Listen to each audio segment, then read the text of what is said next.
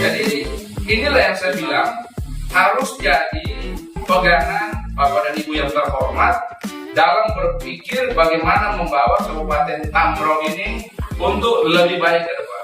Karena permasalahan itu tergantung bagaimana kemudian Bapak dan Ibu yang terhormat ini harus bekerja sama dengan eksekutif, mendorong eksekutif, dan mempertahankan bagaimana sesuai dengan aspirasi yang didapatkan dari masyarakat untuk bertahan. Pak, ini tolong ada yang